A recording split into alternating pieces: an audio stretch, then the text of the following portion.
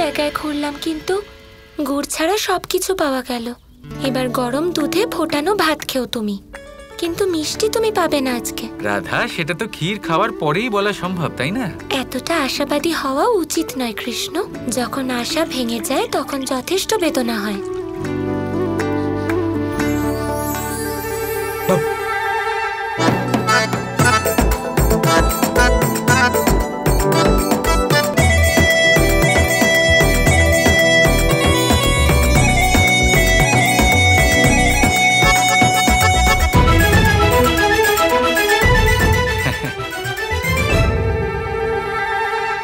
তুমি প্রেম মোর, তুমি প্রাণ মোর, বাঁশির সুরে সঙ্গীত মোর। তুমি প্রেম মোর, তুমি প্রাণ মোর, তুমি সাধনা রাধে আমার আরাধনা। তুমি প্রেম মোর, তুমি প্রাণ মোর, তুমি সাধনা রাধে আমার আরাধনা। তুমি প্রেম মোর, তুমি প্রাণ মোর, বাঁশির সুরে সঙ্গীত মোর।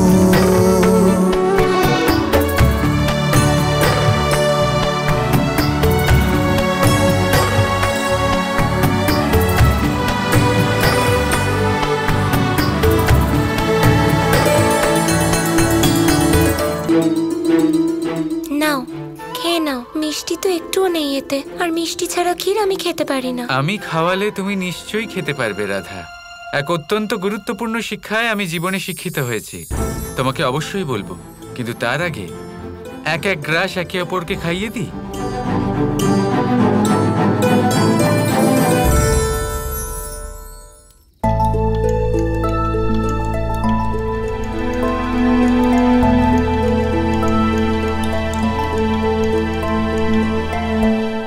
কি ভালো খেতে না?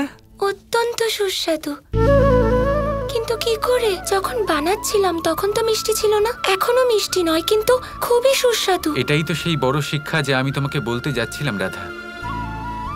জীবনে হয়তো এমন মুহূর্ত আসে যখন আমাদের কাছে সামগ্রী জিনিসপত্র কিছুই থাকে না, কিন্তু যদি আমাদের এই মনে ভালোবাসার অনুভূতি থাকে, যদি পূর্ণ সমর্পণ থাকে, তখন অভাবেও আনন্দ অনুভব করা সম্ভব। রাধা, স্বাদ সামগ্রী বা খাবারে পাওয়া যায় না, স্বাদ পাওয়া যায় ভালোবাসায়।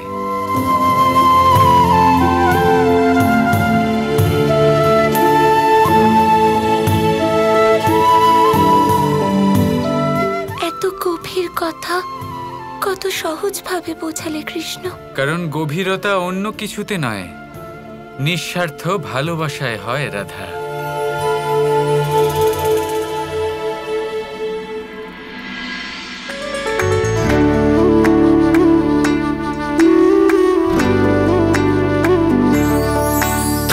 प्रेम हो, तुम प्रीत हो, मेरी बांसुरी का गीत हो। तुम प्रेम हो, तुम प्रीत हो, मनमीत हो राधे मेरी मनमीत हो।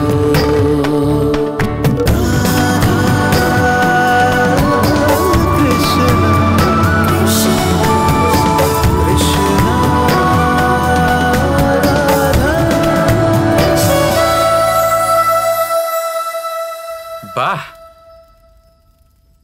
এবার একটু শরীরে বল পেলাম। এত বড় বড় কাজ করতে হবে যে। ফের হেয়ালি করছো তুমি? আবার কোন বড় কাজ? এবার বলবো তার থেকে ভালো হবে তুমি নিজেই দেখে নাও। 3, 2, 1।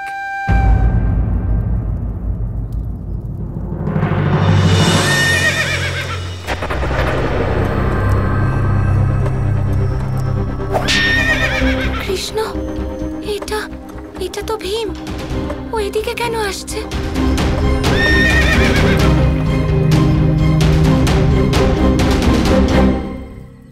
মাধব, তোমরা এখানে?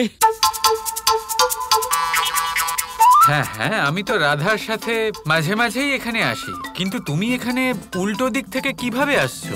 ইন্দ্রপ্রস্থ তো অন্যদিকে। জানি তো, কিন্তু পথ পরিবর্তন আবশ্যক। একজন মূর্খ রাক্ষস যুদ্ধ করবে বলে ব্যস্ত, আর আমার হাতে সময় নেই। এবার মহাবলী ভীম যুদ্ধ থেকে পালিয়ে যাচ্ছেন, অর্থাৎ ভীম ভয় পেয়ে গেছেন। শ্রীকৃষ্ণ, তুমি যাকে রক্ষা করেছো তার আর ভয় কিসের?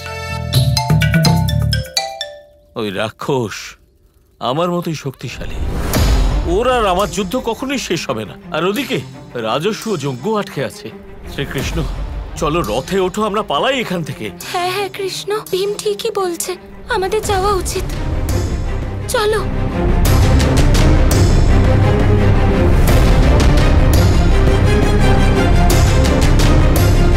কি হলো? হ্যাঁ হ্যাঁ, আসছি তো।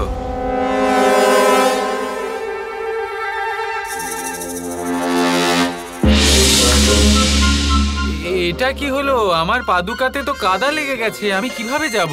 পাদুকা ওখানেই ছাড়ো আর এখানে চলে এসো। তুমি ইচ্ছে করে এরকম করো না কৃষ্ণ। পাদুকাতে কাদা লেগেছে বলে আসছো না, নাকি অন্য কোনো কারণ আছে? না না, আমি কারণ দেখাচ্ছি না রাধা, সত্যি কাদা লেগে গেছে, আমি কিভাবে আসব?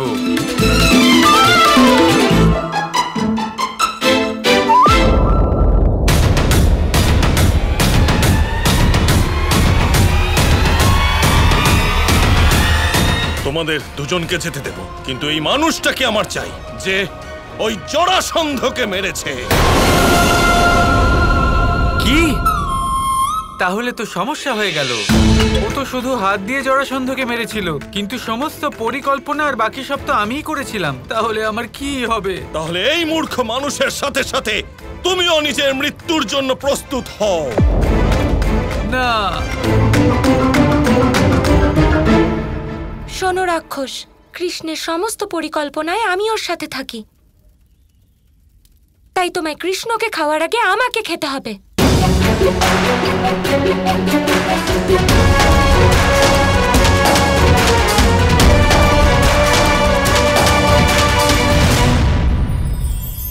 মানুষ আর ধন, এই দুইয়ের মধ্যে সম্পর্ক খুব ঘনিষ্ঠ। ধন হলো সেই শক্তি যার ব্যবহার মানুষ করে থাকে সাংসারিক বস্তু ক্রয় করার জন্য, নিজের জীবন যাপন করার জন্য। আর মানুষ হলো সেই শক্তি যারা ধনকে গুরুত্বপূর্ণ করে তোলেন। এবার একটা কথা বলি, ব্যবহার করা উচিত ধনকে আর ভালোবাসা উচিত মানুষকে। এটা বেশিরভাগ মানুষই বোঝেন না। মানুষ এখানেই সব থেকে বড় ভুল করে বসেন। তারা ভালোবাসেন ধনকে আর ব্যবহার করেন মানুষকে। এ হলো অনুচিত। দেখুন, আপনি একটা সূচের দ্বারা যুদ্ধ করতে পারবেন না, আর কোনো তলোয়ার দ্বারা বস্ত্র সেলাই করতে পারবেন না, তাই না? কোনটা কিসের জন্য হয় সেটা বোঝা অত্যন্ত জরুরি। আপনিও সঠিক দিকে অগ্রসর হন। মানুষকে ভালোবাসুন আর ধনকে ব্যবহার করুন। যদি আপনি মানুষকে ব্যবহার করেন, তাহলে আপনি ভালোবেসে ফেলবেন ধনকে, আর এই ভালোবাসা ধীরে ধীরে পরিণত হবে লোভে, আর ধীরে ধীরে এটা আপনাকে বিনাশ করে দেবে। তাহলে সমস্ত মানুষকে ভালোবাসুন আর এইভাবে ভালোবেসে বলুন, রাধা রাধা। ওই হাত শেষ হয়ে গেছে যা জরাসন্ধকে হত্যা করেছিল, আর এবার আর কিছুক্ষণের মধ্যেই এই মানুষ বরফের শিলায় শ্বাস আটকে নিজের প্রাণ ত্যাগ করবে। রাধা কৃষ্ণ কৃষ্ণ কৃষ্ণ কৃষ্ণ